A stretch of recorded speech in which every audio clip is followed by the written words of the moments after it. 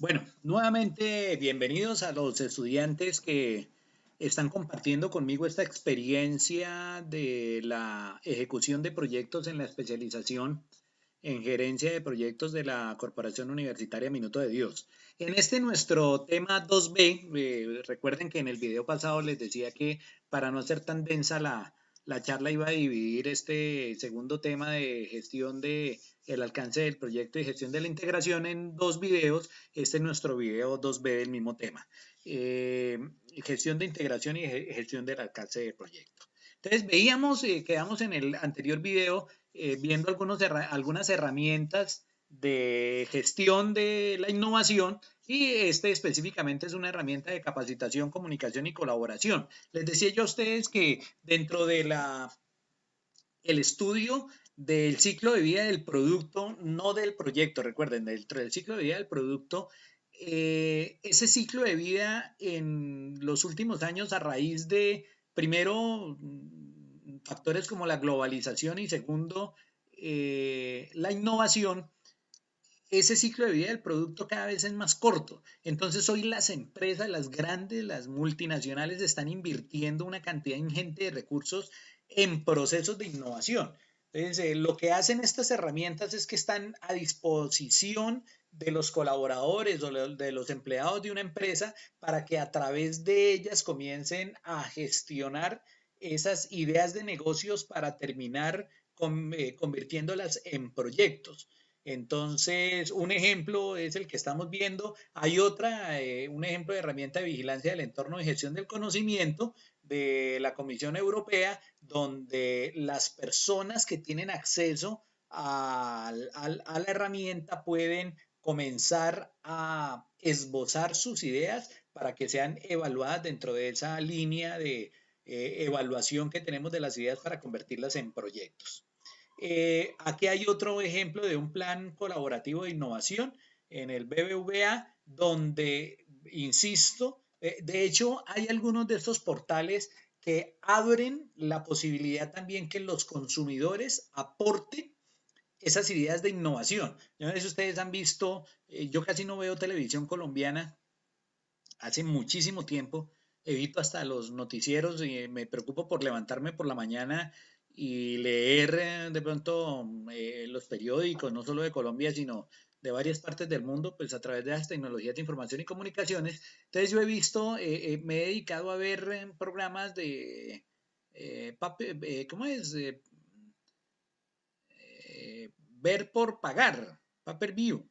Eh, y había una propaganda de Fanta donde le preguntaron, y fue real que le preguntaron a los jóvenes cómo querían la botella. Entonces los jóvenes como que mandaron la idea de que la botella estuviera un poquitico doblada y hoy por hoy es una tendencia dentro del mercadeo a nivel internacional donde ya no hablamos de consumidores sino de prosumidores, es decir, consumidores que participan en el ciclo de producción del elemento que están adquiriendo. Recuerdo también que la compañía está Lego, la que hace eh, dibujos o muñequitos con bloques de plástico, permanentemente está sacando a través de sus páginas web un concurso donde le dice a los padres de familia propongan el próximo juguete Lego y los padres de familia diseñan, envían a través del portal web a Lego y ellos, los directivos, todas esas ideas las adquieren, hacen un concurso y aquella idea ganadora, pues además de que le dan algo en retribución al cliente, la ponen en producción. Entonces, cada vez los consumidores participan más del ciclo productivo. Entonces, este portal colaborativo puede ser interno de la empresa, una intranet, o puede ser que esté colgado también para que los consumidores aporten en esas ideas de innovación. Entonces, hablando ya propiamente dicho de lo que es la gestión de la integración del proyecto, recuerde que nosotros decíamos que íbamos a tocar estos tres puntos, el acta de constitución, el plan de dirección y el control y gestión de los cambios. Entonces, la integración es la visión global del proyecto, desde lejos, desde lo alto, completo en tiempo y completo en espacio. Es decir, ese primer paso, ese primer macroproceso de la integración del proyecto son las generalidades con las cuales el director comienza a esbozar absolutamente todas las aristas que va a tener su proyecto. Es supremamente importante que el director del proyecto conozca cuáles son los alcances y qué se está demandando de él. Por eso, el primer microproceso es la elaboración del acta de constitución. Y esa elaboración del acta de constitución que tiene una visión de los objetivos, de los recursos, del presupuesto y de las limitaciones del proyecto. El director del proyecto debe comenzar con esos 4 pasos, entender muy bien cuáles son los objetivos, tanto general como específicos del proyecto, cuáles son los recursos que le van a entregar. Recuerden que los recursos y el presupuesto no son sinónimos, no es lo mismo, porque la empresa puede, por ejemplo, poner a servicio del director del proyecto un área física de la propia empresa donde no va a pagar arriendo, etcétera, etcétera. Pero el presupuesto es el dinero contante y sonante que le entregan a la dirección del proyecto para que él desarrolle las actividades que necesita desarrollar. ¿Cuáles son los poderes del director? Es decir, hasta dónde va su responsabilidad, hasta dónde va su autoridad. La representación dinámica de lo que se quiere del proyecto. El director del proyecto es el representante tanto de los inversionistas, que son los que financian el proyecto, como del gerente de la empresa. Entonces, ¿cómo va a ser esa representación? ¿Cuáles son los entregables? Exactamente lo que le están pidiendo. ¿Sí? Yo recuerdo, valga la aclaración, cuando fui director de la oficina de proyectos y procesos precontractuales de la alcaldía de Acacía, el alcalde al finalizar el periodo en el 2015 dejó como 6 puentes absolutamente diseñados. Y uno de los 6 puentes en épocas muy recientes, el alcalde que continuó en su charla de inauguración del puente decía, es que tuvimos que hacerle cambios, pero yo que no soy ingeniero, dijo un amigo, no soy ingeniero, pero soy ingenioso, me di cuenta que los cambios habían sido en detrimento de los diseños originales. Entonces, ¿cuáles son los entregables exactos que me están demandando del proyecto? ¿Cuáles son las limitaciones? Usted tiene que entregar el proyecto en 3 meses, en 2 meses o en un mes.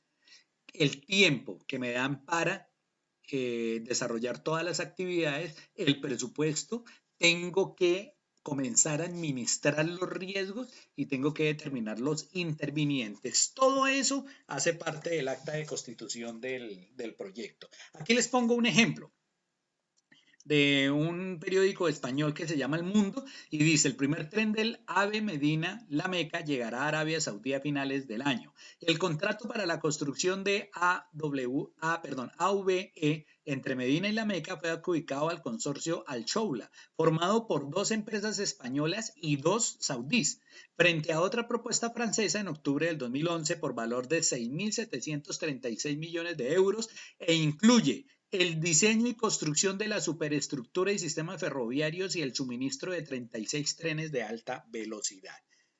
¿Cuáles son los entregables? Entonces aquí son la construcción y el diseño de toda la superestructura y sistemas ferroviarios, es decir, las estaciones, etcétera, etcétera, y el suministro de 36 trenes de alta velocidad. El trayecto se compone de 5 megaestaciones, La Meca, Medina, CAEC, Jeddah y Calla, y de cuyo mantenimiento, operación y explotación comercial se encargará ADIF. Entonces, ¿qué tiene que ver el acta de constitución con la gestión de la integración en el ejemplo? El contratante es un organismo de Emiratos Árabes Unidos, ¿sí? Le entregan el contrato a un consorcio hispano-saudí conformado por 10 empresas españolas que son Adif, Cobra, Consultrans, etcétera, y dos empresas saudí. perdón, 12, es que tenía así. 1, 2, 3, 4 por 3, 12, por eso tuve la duda. No son 10, son 12 empresas españolas y 2 empresas saudí. Ese es el tipo de proyectos de los cuales me gusta a mí hablar. O sea, no tenemos que pensar en el proyecto micro, en el proyecto para hacer 2 camisas, sino tenemos que pensar como gerentes de un megaproyecto. 6.736 millones de euros, 36 trenes de alta velocidad. Entonces, esa acta de constitución del proyecto, el director del proyecto que representa las 12 empresas españolas más las 2 saudíes, con 6.000 y pico de millones de euros, pues él tiene que tener muy claro todo lo que hace parte del acta de constitución del proyecto. Entonces, un proyecto de ingeniería. Las empresas Consultras e INECO son las responsables de estas actividades, es decir, del diseño, tendido de la vía y construcción de talleres y base de mantenimiento. El tendido de los 450 kilómetros de doble vía corre a cargo de las empresas constructoras Imatia, Copasa y OHL International.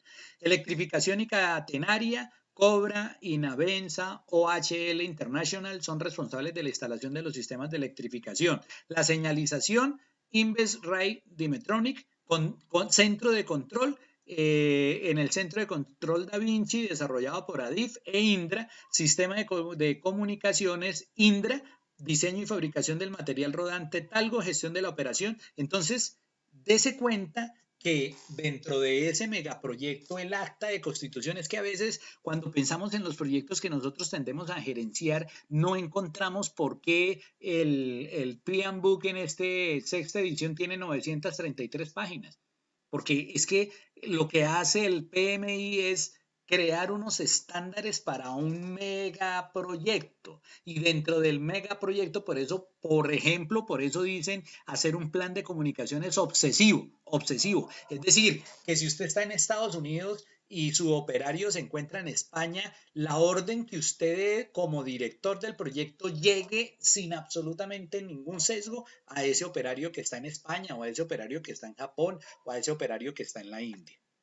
Entonces, a partir del acta de constitución y después, una vez se haya firmado el acta de constitución, el siguiente paso es hacer el plan de dirección del director. ¿En qué consiste ese plan? Debe ser coherente e integral, que formaliza y describe el trabajo a realizar, específicamente convirtiéndose en una guía para el director para que pueda controlar y pueda ejecutar absolutamente todas las actividades del proyecto.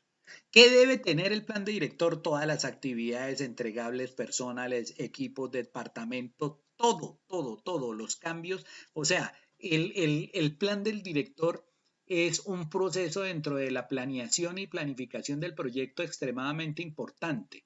No entra a detallar, ojo, porque esa es una de las preguntas que me hacen cuando estoy en los seminarios de gerencia de proyectos, que me dicen, entonces yo pongo a trabajar a todos los empleados y que me entreguen al detalle. No es al detalle porque es el plan que debe hacer el director, pero sí es un plan bastante completo que identifica y coordina absolutamente todas las actividades del proyecto. ¿Qué se va a hacer y qué no se va a hacer? ¿Cómo se tiene que hacer aquello que se tiene que hacer? Y cuáles son las relaciones de causalidad o de operatividad que tienen cada una de las partes que conforman el proyecto. ¿Cuál es el contenido? Primer entregable, el primer input, acta de constitución del proyecto, la estrategia de gestión, el informe de requisitos, las métricas de referencias, principales hitos, etcétera, etcétera. Ojo que estas son algunas de las preguntas que estoy poniendo en el cuestionario de autoevaluación. Dentro de la gestión de integración está el control y la gestión de los cambios, ¿sí? Entonces, ¿qué son los cambios? Todos los proyectos, por grandes o pequeños que sean, necesitan de una evolución y esa evolución muchas veces hacen que las especificaciones iniciales varíen. Especificaciones en cuanto a tiempo, especificaciones en cuanto a materiales, especificaciones en cuanto a plazos de entrega, lugares de entrega, etcétera, etcétera. ¿Qué tiene que evitar el proyecto? Que se modifique sustancialmente con base en pequeños cambios que no han tenido el control consistente. Yo conozco proyectos que tienen que entregar en Bogotá para ser desarrollados en Puerto Gaitán y terminan entregando en Cali porque aprovechó el proveedor una falencia, eh, esta partecita, que no hay un adecuado control y gestión de cambios y sencillamente dijo, vea, yo les pongo más barato, pero les dejo en Cali. Y resulta que quien tenía que tomar la decisión era el director del proyecto porque él es el que maneja holísticamente presupuestos, plazos de entrega, etcétera, etcétera. Y resulta que al director de operaciones dijo, ay, él puede creer, yo creo que le estamos disminuyendo sensiblemente los costos de transporte al proyecto. Y toma la decisión de recibir en Cali cuando va a ser gravoso para toda la estructura del proyecto. Entonces no podemos permitir que esos cambios, por pequeños que sean, no tengan el control adecuado. ¿Qué hay que tener en cuenta antes de incorporarlos? La definición formal del cambio, la evaluación que se tiene que hacer para saber si es pertinente o no es pertinente, quién, cómo y cuándo tiene que hacer la aprobación, cuál va a ser el proceso para implementar el cambio, cómo vamos a hacer el seguimiento, cuáles son los informes y ante quién se tienen que presentar y cómo se tiene que hacer el cierre una vez se haya efectuado el cambio. Entonces, el orden de la definición de la gestión del alcance, ¿cuál es? Tener en cuenta muy bien especificados los recursos. Segundo, saber cuál es el alcance que me están pidiendo al utilizar los insumos. A través de estos requisitos, hacer una estructura de desglose de tareas. Eso significa EDT, estructura de desglose de tareas muy al detalle, dar las políticas en cuanto a validación y aceptación de cada uno de los entregables y cuáles van a ser los mecanismos de control. Esto rápidamente es lo que es la gestión del alcance. Entonces, ¿cuáles son los requisitos que nos están entregando? Los requisitos son los detalles del producto y los límites del objeto, del proyecto o del producto. ¿Sí? Entonces son dos cosas. Ese producto debe estar muy bien detallado. ¿Sí? Segundo, debemos saber cuáles son los límites del producto como tal y cuáles son los límites del proyecto. Les voy a poner un ejemplo bastante pueril, pero que de una manera u otra ejemplifica lo que quiero transmitirles a ustedes mediante esta charla. Dentro de mi proyecto que es de capacitación, me entregan el requisito que tengo que dar el almuerzo. ¿Sí? Hay una limitante dentro del almuerzo y es el valor del almuerzo. Me dicen, el almuerzo no puede costar más de 10.000 pesos. Entonces, yo tengo que ponerme en contacto con la persona que me está dando la orden y decirle, a ver, yo por 10.000 pesos no les puedo dar un buffet. ¿Sí? Entonces, por eso es el detalle del producto y los límites del producto. A ver, ustedes me están dando 10.000 pesos, yo con 10.000 pesos no les puedo dar un buffet de 3 carnes porque no alcance.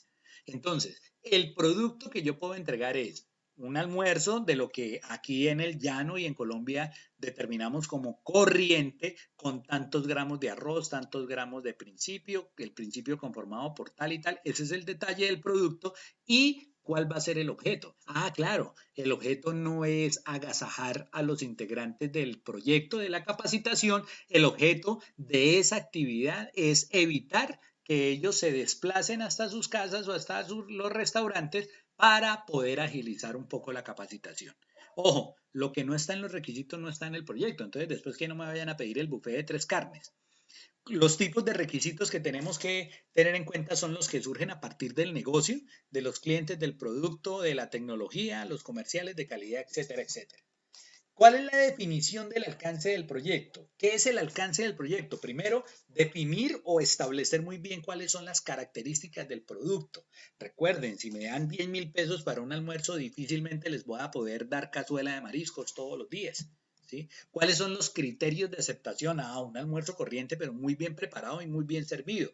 ¿Cuáles son los entregables que tengo que dar al finalizar el producto? Por ejemplo, si vamos a servir en platos desechables, si vamos a servir en loza normal, ¿cuáles son las exclusiones? Entonces, no vamos a dar carne de cerdo porque de pronto dentro de los asistentes a la capacitación hay personas que no les gusta o darle un un almuerzo, perdón, darle carne de cerdo a países árabes, por ejemplo.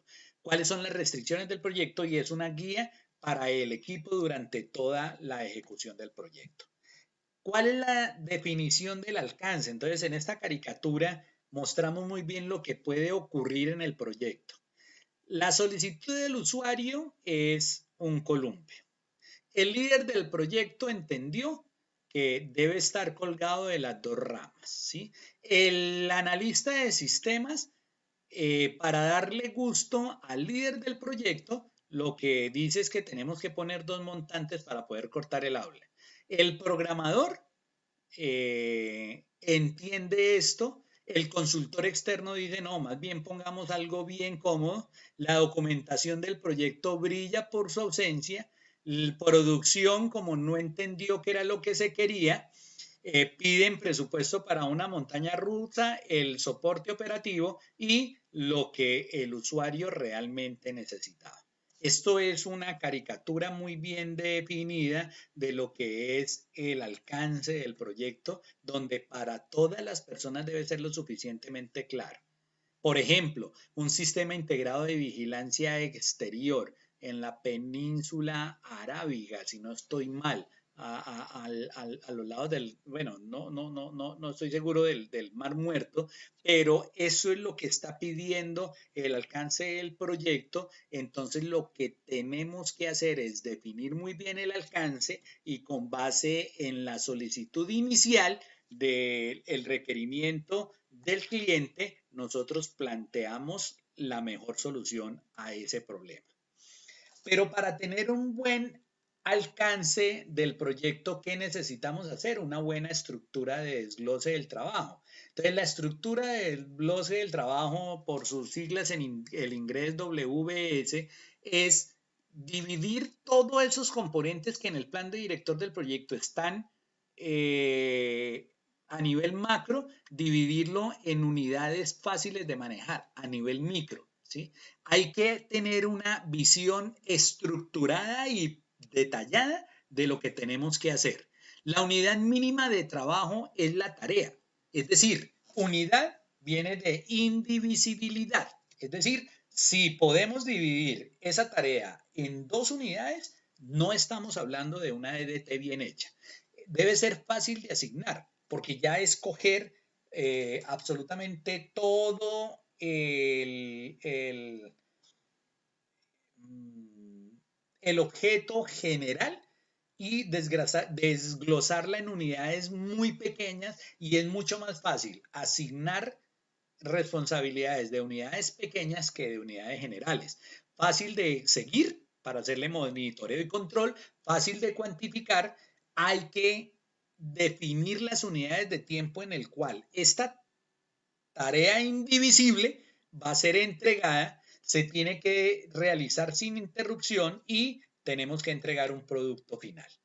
Entonces, un ejemplo de estructura de desglose de trabajo, proyecto del sistema de información que tiene 5 macroprocesos: documento de análisis, documento de diseño, software desarrollado, reportes de prueba y entrega de operaciones. Dentro del documento de análisis está la especificación funcional, los requerimientos funcionales y los requerimientos no funcionales. Dentro del documento de diseño está el diseño funcional, el diseño técnico, etcétera, etcétera. ¿Sí? El control.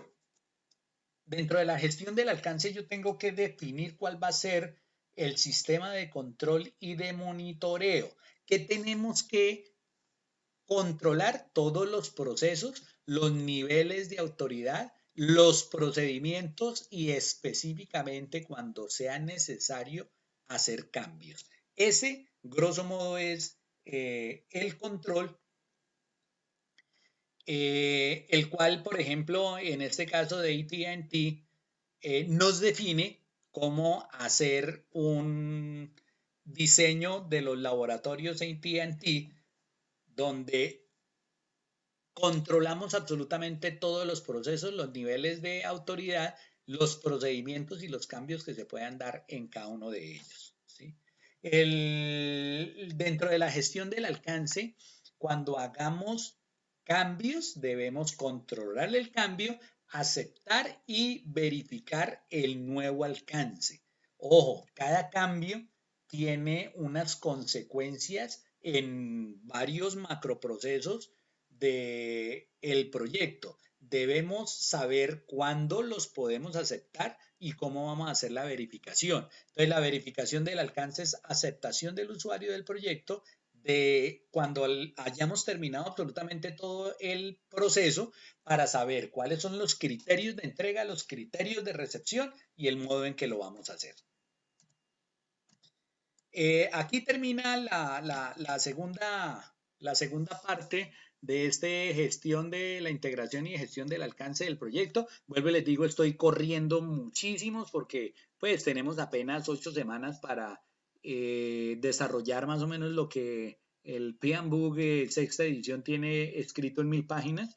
La idea es darles a ustedes un abrebocas para que ustedes se puedan vincular como socios del PMI y a través de esa vinculación que cuesta alrededor de 380.000 pesos anuales puedan descargar su proyecto de su libro PMBOK.